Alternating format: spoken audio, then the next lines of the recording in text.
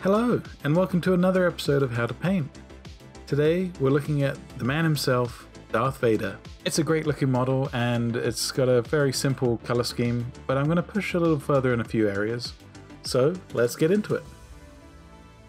This Star Wars Shatterpoint miniature is from the Fear and Dead Men expansion pack by Atomic Mass Games. I've assembled the miniature, but I've made sure to leave his right arm free, and I've put this on with some tack as well. This is so that I can freely get in and paint all of the buttons on his chest. I'm going to prime the model in black, and this is Pro Acryl's black primer. I'm just making sure I get even coverage. You could also use a black spray can for this as well.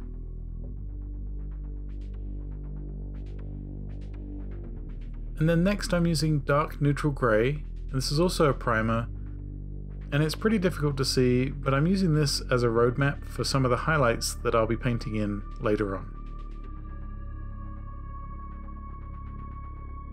And to start things off, I'll be using coal black and neutral grey, and I've mixed up a very, very dark grey, almost black, and I'm just starting to almost sketch in some of those highlights where I think the light would hit. I'm hoping to achieve an object source lighting with this model. From his lightsaber, I really want it to glow and light him up from the front. And because he's mainly shiny in his materials on his outfit, I'll be building up the highlights to almost white in these areas. But to begin with, I've mixed up a gradient between the black and the neutral grey, and I'm just building up these colors until I reach that neutral grey color. I'm spending some time on the cape as well, and I'm just making sure that I get some nice smooth transitions between each of these layers. When you're blending colors like this, I find that some flow enhancer will actually help smooth the transitions. And on the cape here, I'm using some pure black in the deepest shadows.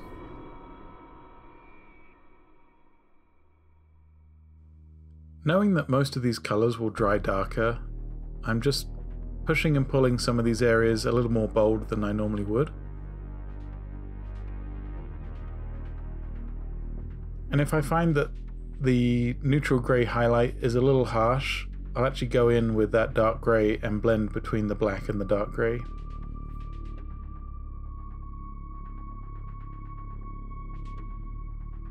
And now I'm moving on to pure neutral grey with no black mixed in. I'm making sure that I apply fairly big areas of this neutral grey, because I've still got a few more shades to build up until I get to white.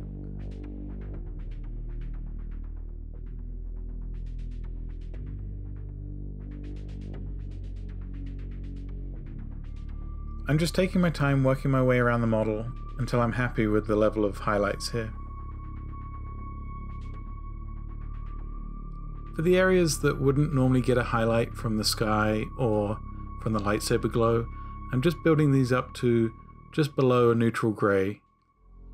I still want some highlights on them, but I don't want it to be as bright as some of the other areas. And now I'm ready to start slowly mixing in some white, and I'm building this up here, just taking my time until I get to a pure white.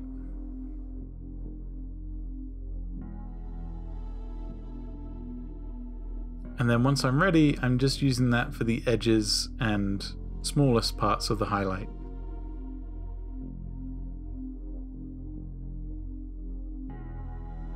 Some areas of his outfit are shinier than others, so for example the sleeves and the armor on his shoulders is a lot shinier in material than his cape, so I'm just building this up higher than I would normally.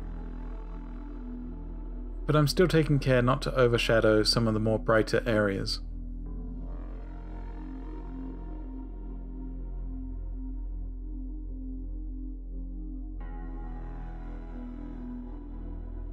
Next, I've removed the arm and I'm just using a black, and I'm just outlining some of these details on his chest armor here, just to make it pop a little more.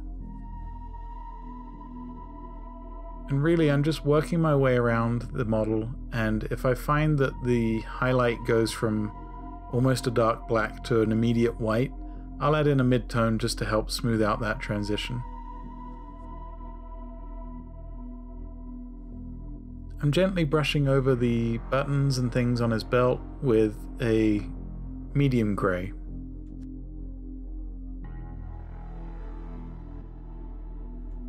And I'm also applying this to the belt buckle as well. I'm not going for too much accuracy on these because his arm's going to be in the way anyway, but I just want to make sure some of these details are highlighted. And then for the buttons that are glowing, I'm using a base coat of white first, and also adding some quick highlights to the belt buckle.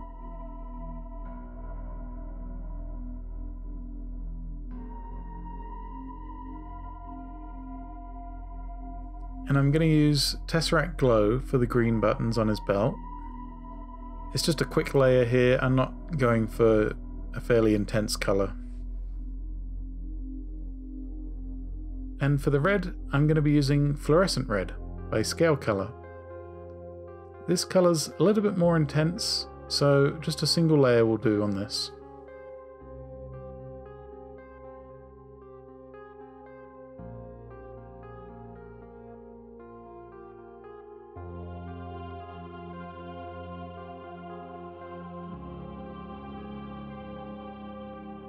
And for the blue button, I'm using Caledor Sky, but you can also use a fluorescent paint as well.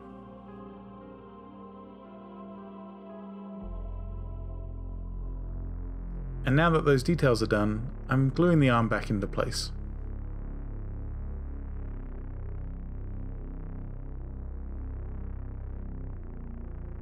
I'm going to prep the lightsaber with a white undercoat, exactly the same as I did for the buttons on his chest.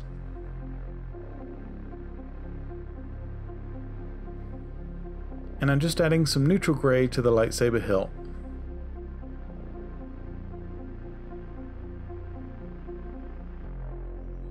For the lightsaber itself, I'm using Fluorescent Red, and again you can see how intense this colour is just straight out of the pot. So I'm applying it first and then dampening the brush and using that to feather the edge between the white and the red here.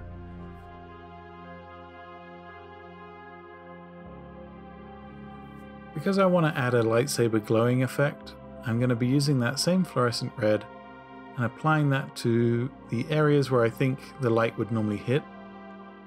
I've watered down the red just a hair and just letting it overlap on the highlights I've already painted in. The cool thing is, because this fluorescent paint is fairly thin, it does inherit that light and shadow underneath. So just a single coat here and you can already see the effect. Now it is a little pink and I want it to be more red to match the color of the blade. So this is the first coat, and then I'll go in and add a second coat to increase the saturation of the red. It works like a more intense contrast paint, which you could absolutely use as a substitute.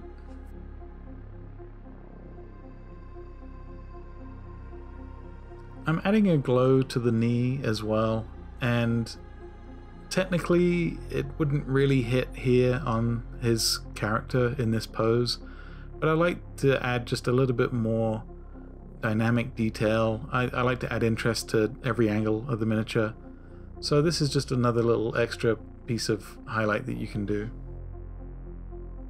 And here you can see that second coat is increasing that pink initially back up to that nice vibrant red. I'm adding more and more thin layers until I'm happy with it.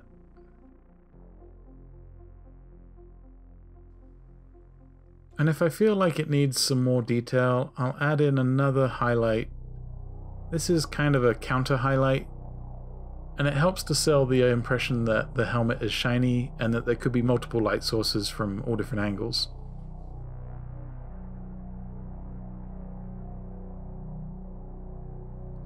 And then I'm adding in just the smallest specks of white on some of the more shiny materials to help sell the specular highlights that this material would have.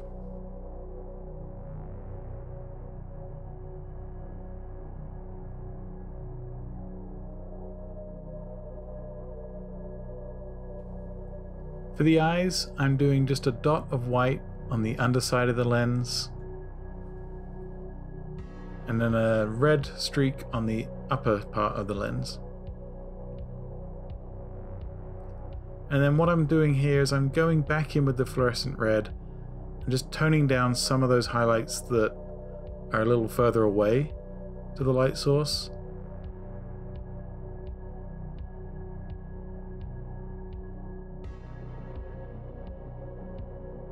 And then I'm just finishing out the base like I've done most of my other Shatterpoint bases, which is a dark grey followed by a medium grey dry brush and then a white dry brush on top of that.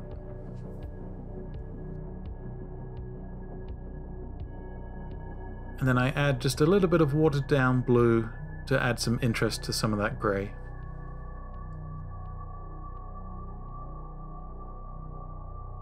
I've decided to add just a little bit more red glow to the base and help sell the figure to his environment. And then I'm finishing it out with a black rim. And there he is, Lord Vader. This was a super simple paint job, and I had a lot of fun just pushing and pulling highlights more than I normally would. I think I maybe oversold the red just a little bit. Maybe I should have toned it down. What do you guys think? I think it looks kind of like the ending of Rogue One. Let me know in the comments down below, and also, if you're new to the channel, please consider liking and subscribing. And if you're returning, thanks again. We've got a ton of miniature releases recently, so there's a lot more content coming. Thank you so much for watching, and I will see you guys in the next one.